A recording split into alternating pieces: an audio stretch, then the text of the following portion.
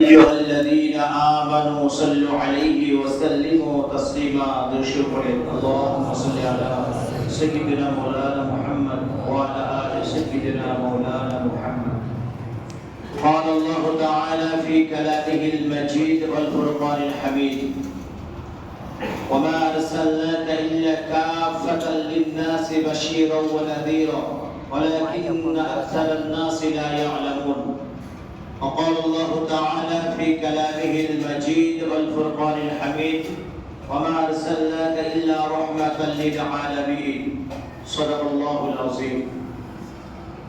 মহাসম্মানীয় আজকের জুমার সমস্ত মুসল্লিবৃন্দ, আমরা সর্বাগ্রে সর্বপ্রথম সেই মহিয়ান বরিয়ান সর্বশক্তিমান আমার আপনার খালিক, আমার আপনার মালিক, হায়াতের মালিক, মউতের মালিক, জিন্দা রাখার মালিক আল্লাহ পাক সুবহানাহু ওয়া তাআলার দরবারে আমরা বলি শুকর আদায় করি যে মহান রব্বুল আলামিন আমাদের সকলকে তার পূর্ণ পবিত্র স্থানে একত্রিত করেছেন, আসার তৌফিক দিয়েছেন। প্রাণ ভরে সেই মাহবুব দরবারে, মুনিবের দরবারে সিজদা অবনত মস্তকে শুকরিয়া জ্ঞাপন করি। সকলে উচ্চ আওয়াজে বলি আলহামদুলিল্লাহ। তারপরে মরুদুলাল মরুভাস্কর মা আমিনার লাল জগৎ গুরু বিশ্ব নবী আশরাফুল আম্বিয়া সাইয়্যিদুল মুরসালিন রাহমাতাল লিল আলামিন জনাব মুহাম্মদ রাসূলুল্লাহ সাল্লাল্লাহু আলাইহি ওয়াসাল্লাম, তার উপর লাখ কোটি দরুদ ও সালাম আমরা আরেকবার বলি সাল্লাল্লাহু আলাইহি ওয়াসাল্লাম। পবিত্র মাহে রবিউল আউয়ালের 2 তারিখ, প্রথম জুমা, রবিউল আউয়াল মাসের প্রথম জুমা। আজ একটা ঘোষণা করে দিই, আজকে মাগরিবের পরে ঈদগাহে নবী দিবস সম্পর্কে আলোচনা আছে, আপনাদের সকলকে দাওয়াত দেওয়া হচ্ছে, সবাই থাকবেন ইনশাআল্লাহ। মাগরিবের পরে ঈদগাহে কথাটা মাথায় রাখবেন। তো বিশেষ করে রবিউল আউয়াল মাসের 2 তারিখ, মাহে রবিউল আউয়ালের প্রথম জুমা। আল্লাহ আমাদের দরবারে লাখ কোটি শুকর আদায় করি যে আল্লাহ আমাদেরকে সেই নবীর উম্মত হওয়ার তৌফিক দিলেন যে নবীকে সৃষ্টি না করলে আল্লাহ কিছুই সৃষ্টি করতেন না। আসমান, জমিন, নবমণ্ডল, ভূমণ্ডল কিছুই সৃষ্টি করতেন না। আমার নবীর সৃষ্টির সূচনার পরে আল্লাহ সব কিছু সৃষ্টি করেছেন। রাসূল বলেছেন আনা নূরুম মিন নূরিল্লাহ, আমি আল্লাহর নূরের একটি নূর। জোরে বলুন সুবহানাল্লাহ। সাহাবারা বলছেন ইয়া রাসূলুল্লাহ, হুজুর সৃষ্টি সম্পর্কে আপনি কিছু বলুন। আর নবী বলছেন আল্লাহ পাক আমার নূরকে সর্বপ্রথম সৃষ্টি করেছেন। একবার জোরে বলুন সুবহানাল্লাহ। এখন এ নিয়ে একটা বিরাট বিভ্রান্ত সৃষ্টি চলছে। মোবাইলের ভিতরে দেখবেন বিভিন্ন ভিডিওর মাধ্যমে নবী নূর না নবী মাটি, এ নিয়ে বিরাট বিভ্রান্ত চলছে। আমার বিষয় সেটা নয়, নবী নূর না মাটি বিষয়টা সেটা নয়। নবী তাকে মানুষ, তিনি আল্লাহর পয়গম্বর। তাহলে নূর না মাটি এ নিয়ে এত মাথা ব্যথাবেন কেন, এত মাথা ফাটা কেন, এত সমস্যা কিসের জন্য? আমরা তো সেই নবীর উম্মত, সেই নবীর কওম যে নবীকে সৃষ্টি না করলে আল্লাহ কিছুই সৃষ্টি করতেন না। সেই নবীর সৃষ্টির সূচনা দিয়ে আল্লাহ আসমান, জমিন, নবমণ্ডল, ভূমণ্ডল, চাঁদ, সিতারা, আসমান, জমিন সব সৃষ্টি করেছেন সেই নবী পাকের ওসিলায়। তাহলে আমাদের বিষয়টা ওদিকে যাওয়া না যাওয়াটাই ভালো যে আমার নবী নূর না মাটি। যারা বিজ্ঞ আলেম তারা বিশেষ করে জানেন আল্লাহ পাক বলছেন যে যদি নবী নূর হয়, মনে করেন যদি নূর হয়, তাহলে নবী যখন মেরাজে গেলেন, মেরাজে যাওয়ার পরে জিবরাইল সালামকে বলছেন হুজুর, আমার নবী কি বলছেন আমি আর আগে অগ্রসর হতে পারবো না, সিদরাতুল মুনতাহার পরে এক কদম আগে যেতে পারবো না। যদি আমি আগে যাই আমি আল্লাহর নূরের তাজাল্লিতে পড়ে ভস্ম হয়ে যাব। জিবরাইলের মতো ফেরেশতা 600 নূরের ডানা তার কাছে আছে, তিনি বলছেন যে আমি যদি আগে এক কদম অগ্রসর হই আল্লাহর নূরের তাজাল্লিতে পড়ে সারকার হয়ে যাব। তাহলে নবীকে যদি আপনারা মাটি বলেন, তাহলে নবী ওখান থেকে গেল কি করে? নবী কিভাবে অগ্রসর হলেন ওখান থেকে? যারা নবীকে মাটি বলে তাদের কাছে প্রশ্ন যে জিবরাইল সালাম নূরের তৈরি, তিনি যেতে পারলেন না, আমার নবী কিভাবে গেলেন? তারা উত্তর দিতে পারবেন? সুতরাং আমার নবী ওখান থেকে বলেন ভাই জিবরাইল, তোমার মনে যদি কোনো আশা উদ্দেশ্য থাকে আমাকে বলতে পারো, আমি আল্লাহর কাছে গিয়ে বলবো। আমার নবী ওখান থেকে রফরফ নামক বুরাকে অগ্রসর হলেন। যে রফরফ নামক বুরাকটাকে বিজ্ঞ আলেমেরা বলছেন তিনি হচ্ছেন বিরানি বিন দস্তাগীর মৌলভী সাহেব আব্দুল কাদের জিলানী রাহমাতুল্লাহ আলাইহি। তিনি ছিলেন রফরাম নামক পুরা। সুতরাং ওখান থেকে আল্লাহর আশা আজিবা আমার নবী চলে গেলেন। তাহলে এখানে একটা প্রশ্ন, যদি নবী মাটি হয় নবী গেলেন কিভাবে? যদি নবী নূর হয় তিনিও গেলেন কি করে? জিবরাইল যেতে পারলেন না কেন? এটা প্রশ্ন। কারণ নবী নূর নয়, নূরের চেয়ে উত্তম জিনিস দিয়ে আল্লাহ তৈরি করেছেন। একবার জোরে বলুন সুবহানাল্লাহ। আমার নবীকে আল্লাহ সৃষ্টি করেছেন। এখন বিষয় কথা হচ্ছে আল্লাহ পাক সূরা আম্বিয়ার ভিতরে বলছেন ওমা আরসালনাকা ইল্লা রাহমাতাল লিল আলামিন। আমার হাবিবকে আমি তো জাহানের রহমত হিসেবে প্রেরণ করেছি। একবার জোরে বলুন সুবহানাল্লাহ। কোন নবীর উম্মতের কোন নবীর জন্য এরকম কোরআন আয়াত আল্লাহ অবতীর্ণ করেছেন যে আমার নবীকে আমি তো জাহানের রহমত হিসেবে দুনিয়ায় প্রেরণ করেছি? এ কথা আল্লাহ বলেন না, কোন নবী সম্পর্কে বলেন না। কিন্তু আমার নবী সম্পর্কে আল্লাহ কোরআনে কারীমে অসংখ্য অগণিত আয়াত অবতীর্ণ করেছেন নবীর সম্পর্কে। শুধু ওমা আরসালনাকা ইল্লা রাহমাতাল লিল আলামিন, হাবিব আমি আপনাকে দুজাহানের রহমত হিসেবে দুনিয়ায় পাঠিয়েছি। আপনাকে বদদোয়া করার জন্য পাঠাই নাই, কোন কওমের ধ্বংস ডেকে আনবার জন্য আপনাকে পাঠাই নাই। তায়েফবাসীরা আপনাকে পাথর করেছে, পাথর মেরে একদম পুরো জুতো পায়ের সঙ্গে মিশে গেছে, পা দিয়ে রক্ত ঝরঝর করে পড়ছে, মাথা ফেটে গেছে, কিন্তু আমার নবী একটি বারের জন্য বদদোয়া করেন না। জিবরাইল সালাম এসে বললেন হুজুর আপনি বলেন একবার, আপনি মুখ থেকে একবার উচ্চারণ করেন, তায়েফবাসীদেরকে পাথর দিয়ে শেষ তসতস করে দেব, শেষ করে দেব, আপনি একবার বলেন।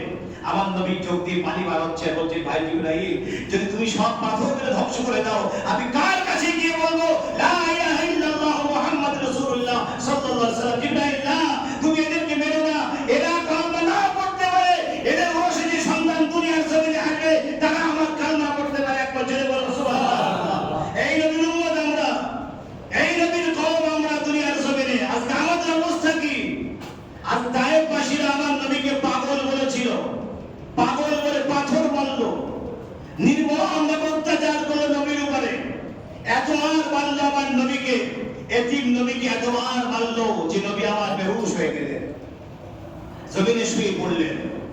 সঙ্গে ছিল যায়েদ ইবনে হারেসা, বলছেন ও তায়েফবাসীরা ওই নবীকে আর মেরো না, নবীর আব্বা নাই মা নাই, ওই নবীর দুনিয়ার জমিনে কেউ নাই, তোমরা ওকে আর মেরো না, আর আহত করো না, পাথর মেরো না, ওই নবী আমার মাটির সঙ্গে পড়ে গেছে, আর মেরো না। যায়েদ ইবনে হারেসা বলছেন আমার দিকে পাথরগুলো আসছে, আমি নবীর গায়ে না লেগে আমার গায়ে লাগছে, আমাকে মারো, আমাকে আহত করো, আমাকে শেষ করে দাও, ওই নবীকে তোমরা আর পাথর মেরো না। কিন্তু আমার নবীকে ওখানে আল্লাহ পরীক্ষা নিলেন, ওখানে পরীক্ষা নিলেন। ইব্রাহিম খলিলুল্লাহকে আগুনে ফেলার পরে পরীক্ষা নেওয়া হয়েছে, ইউসুফ আলাইহিস সালামকে কুয়ায় ফেলার পরে পরীক্ষা নেওয়া হয়েছে। কারণ নবীদের ঈমান পরীক্ষার জন্য আল্লাহ বিভিন্ন রকম সৃষ্টি করেছেন, কারণ নবীদেরকে প্রতিটা ক্ষেত্রে পরীক্ষা নেওয়া দরকার আল্লাহ ভেবেছেন। নবী ইব্রাহিমকে আগুনে ফেললেন, আগুন জ্বলছে, দাউ দাউ করে আগুন জ্বলছে, কিন্তু সেই আগুনটা করে পরোয়া নেই। আমার আল্লাহ বললেন যাও জিবরাইল, ইসরাফিল, মিকাইল, আজরাইল তোমরা চলে যাও, আমার ইব্রাহিমকে আমার খলিলকে পরীক্ষা নেওয়া দরকার। যাও, তারা কার কাছে সাহায্য চায়? জাকারিয়া আলাইহিস সালাম সাহায্য চাইলেন গাছের কাছে, গাছের ভিতরে ঢুকে গেলেন, কাফেররা বলছে গাছ কেটে ফেলো, গাছটা কাটছেন, কোরআন তার সামনে। জাকারিয়া বলছে আল্লাহ তোমার দিনের দাওয়াত দিতে গিয়ে কাফেররা আমাকে একটু দুখণ্ড করছে। আল্লাহ বলছে জাকারিয়া যদি একবার রূহ বলে শব্দ করো নবুয়তের খাবার থেকে তোমার নাম বাদ দেওয়া হবে, খবরদার রূহ বলে শব্দ করো না। জাকারিয়ার মন দুখণ্ড হয়ে গেল, রূহ বলে শব্দ করলেন না। ইব্রাহিম সালামকে আগুনে ফেলে পরীক্ষা নিলেন, পরীক্ষায় পাশ করলেন ইব্রাহিম, পাশ করার পর আল্লাহ লাকাব দিলেন ইব্রাহিম খলিলুল্লাহ, পাশ করলেন। আগুনে ফেলার পরও ইব্রাহিম সালাম পাশ করলেন। আল্লাহ বললেন ইব্রাহিম তুমি আজ থেকে খলিল উপাধি দিলাম তোমাকে। সুতরাং আমার নবীকে পরীক্ষা নেওয়া হয়েছে। তায়েফবাসীরা পাথর মারছে, মেরে নবী শুয়ে আছেন মাটিতে। জিবরাইল সালাম চলে আসেন, হুজুরকে উঠিয়ে নিয়ে একটা পাথরকে বলেন পাথর নরম বিছানা হয়ে যাও। আল্লাহর হুকুমে পাথরটা নরম বিছানা হয়ে গেল, আমার নবীকে শুইয়ে দিলেন।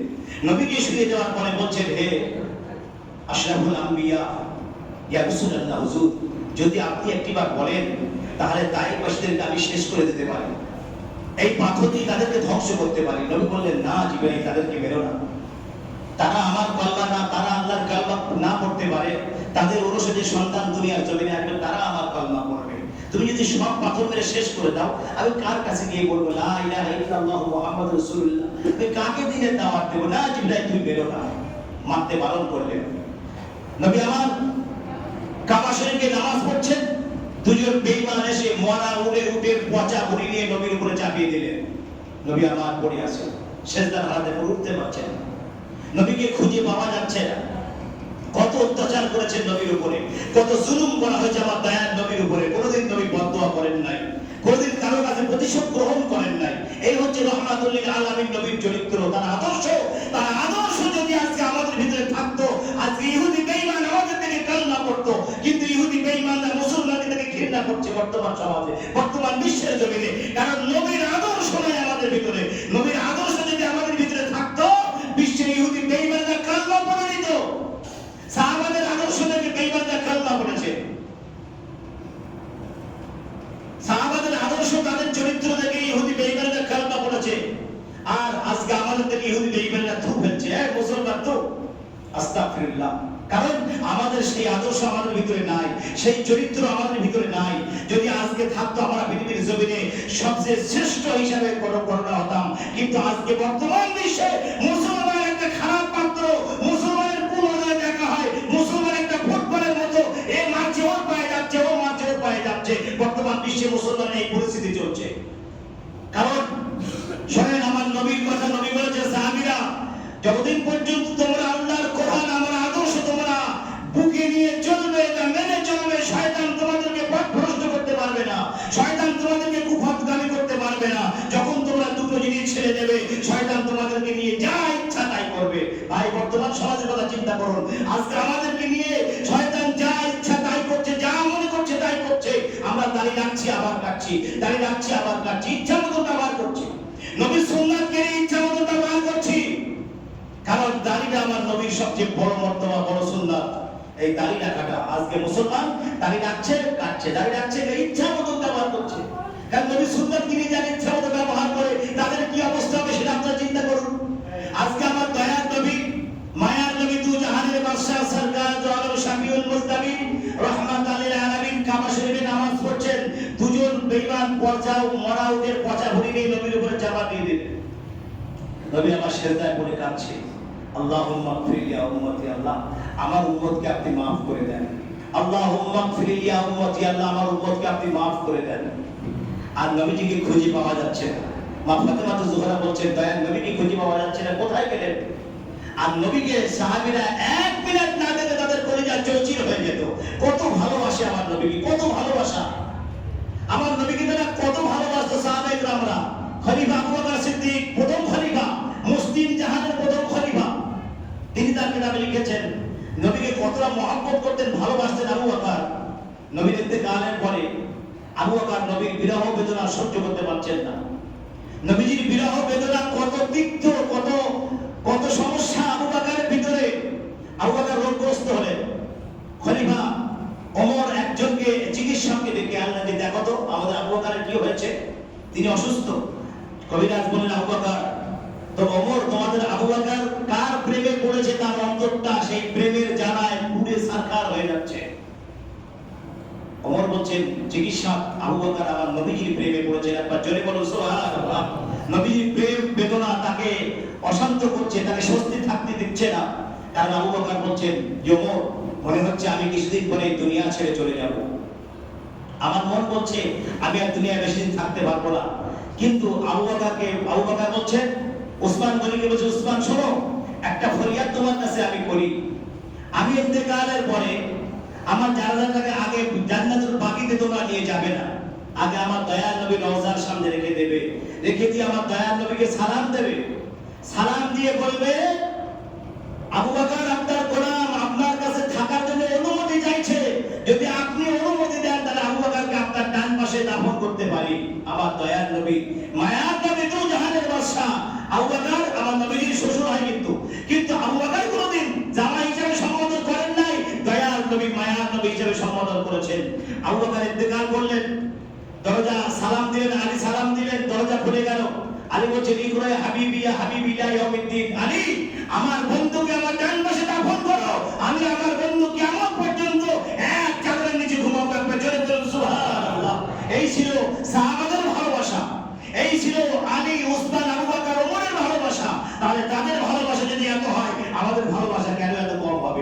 নবীজির ভালোবাসা ছাড়া কেউ জান্নাতের হাওয়া নাকে পাবে না। কারণ জান্নাতের চাবি আমার নবীর কাছে, মনে রাখবেন, জান্নাতের চাবি আমার নবীর কাছে। জান্নাত বানিয়েছেন আল্লাহ, কিন্তু বানানোর পরে মালিকানা বানিয়ে দিয়েছেন আমার নবীকে। তাই বলি, জান্নাতে যেতে হলে নবীর সঙ্গে সম্পর্ক করুন।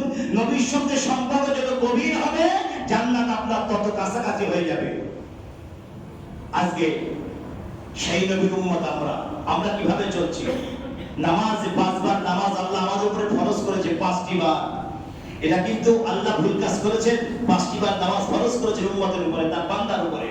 আর এই নামাজটা জমিনে ফরজ হয় না, নামাজ ফরজ হয়েছে আরশে আজিমে, আল্লাহ ফরজ করেছেন। আরশে আজিম থেকে আল্লাহ ফরমান জারি করেছেন, হাবিব তোমার উম্মতেরা 5 বার নামাজ পড়বে, আমি আল্লাহ 5 দিয়ে 5-এর 10 দিয়ে গুণ করলে 50 হয়ে যায়। 50 ওয়াক্তের নামাজের সওয়াব তাদের আমল নামায় লিখে দেবে। আপনারা জোরে বলুন সুবহানাল্লাহ।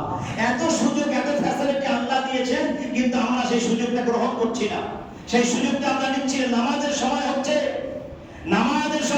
মসজিদে আযান চলছে, মুসলমান মসজিদে সাইড দিয়ে চলে যাচ্ছে। আবার এরকম ইহুদি কালচার, পুরো ইহুদি কালচার। যখন কোনো মুসলমান মসজিদ থেকে দরগা থেকে সালাম ঠোকে, তার সালাম নয়, সেটা শিরকি বিদআতি এবং কুফরি পর্যন্ত পৌঁছে যায়। তাকে সেটা সালাম নয়। তোমার প্রয়োজন হয় 2 রাকাত নামাজ পড়ে যাও, মসজিদে 2 রাকাত নামাজ পড়ে যাবে। মসজিদ থেকে কপাল ঢুকছে কেন? এটা কি মন্দির পেয়েছ যে কপাল ঢুকে সব কেটে গেল? ওদিন ঠকবেন না কোনো মুসলমান। মাজার থেকে মসজিদ থেকে হাত কপালে ঠেকাবেন না। এটা শিরক এবং বিদআত এবং কুফরি পর্যন্ত পৌঁছে দেবে আপনাকে। এগুলো করবেন না। এগুলো প্রায় বন্ধ হয়েছে আলহামদুলিল্লাহ। এগুলো অনেক আছে, অনেকেই করে, এগুলো দেখেছি। এগুলো প্রায় বন্ধ হয়েছে, কিছু কিছু মানুষ এখনো করছে। এগুলো একদম করবেন না, সম্পূর্ণ নিষেধ, শরীয়তে হারাম বলা হয়েছে। এগুলো করবেন না। আল্লাহ পাক আমাদের সকলকে শোনা এবং বোঝার চেয়ে বেশি বেশি আমল করার তৌফিক দান করুন। আমরা সকলে মিলে আল্লাহুম্মা আমিন। ওয়া আখিরু দাওয়ানা আলহামদুলিল্লাহি রাব্বিল